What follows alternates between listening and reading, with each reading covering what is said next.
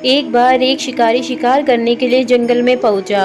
उसने अपने तीर पर बहुत ही खतरनाक जहर लगाया और शिकार को निशाना बना करके उसने तीर को छोड़ा, लेकिन उसका तीर चूक गया और तीर एक पेड़ पर जा लगा। वह पेड़ बहुत ही हरा भरा और बहुत सारे तोते उस पेड़ पर रहते थे। जैसे ही वह जहरीला तीर उस पेड़ पर जाकर लगा, वह पेड़ धीरे धीरे सूखने लगा और उस पेड़ पर जो भी तोते रहते थे वह एक एक करके उस पेड़ को छोड़कर जाने लगे।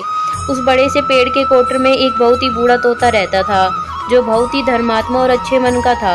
सभी तोते उस पेड़ को छोड़कर जाने लगे थे, लेकिन वह बूढ़ा तोता जाता था और दाना लेकर के आता था और उसी कोटर में आकर के बैठ जाता था, परंतु उस पेड़ को छोड़ने को तैयार नहीं था। बूढ़े तोते के साथियों ने कई बार आकर के उसे समझाया कि यह पेड़ सूख रहा है और किसी दिन गिर भी जाएगा, चलो किसी और पेड़ पर चलकर रहा जाए, परंतु वह बूढ़ा तोता वहां से जाने को तैयार नहीं हो रहा था। अब यह बात देवराज इंद्र तक पहुंची। उन्हें बताया गया कि एक तोता है जो इस पेड़ पर रहता है।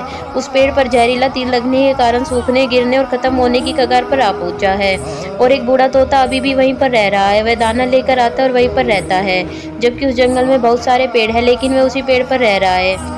देवराज इंद्र प्रकट हुए और उस बूढ़े तोते से कहने लगे कि आप बहुत धर्मात्मा हैं, बहुत ही अच्छे मन के हैं, लेकिन आप इस पेड़ को छोड़कर किसी और पेड़ पर चले जाइए, क्योंकि यह पेड़ कुछ ही दिनों में गिर जाएगा। तालाब के पास में बहुत बड़े बड़े हरे भरे पेड़ हैं, बड़े बड़े कोटर हैं, उन पेड़ों पर फल भी लगे हुए हैं, उन्हें वहीं पर तोड़कर खा सकते हैं, परंतु यहाँ से आप चले जाएं।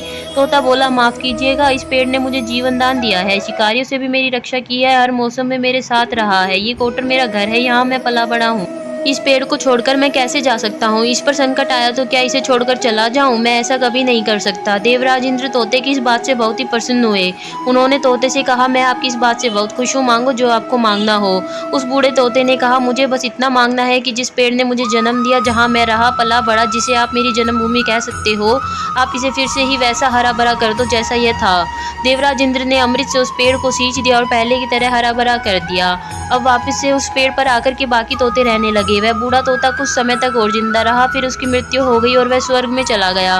यह कहानी हमें सिखाती है कि जब भी किसी इंसान का बुरा दौर आता है तो इमोशनली वह टूटा हुआ होता है, उसे किसी और के सहारे की ज़रूरत होती है, किसी की आवश्यकता होती है। अगर आप ऐसे में उसे छोड़कर चले जाएंगे, उससे बात नहीं करेंगे, मुंह मोड़ लेंगे, तो आपसे बुरा कोई नहीं है, क्योंकि आप किसी के सुख का साथी बने या ना बने, लेकिन आपको हमेशा किसी के दुख का साथी जरूर बनना चाहिए।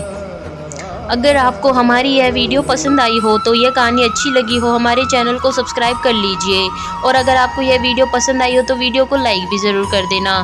Thanks for watching.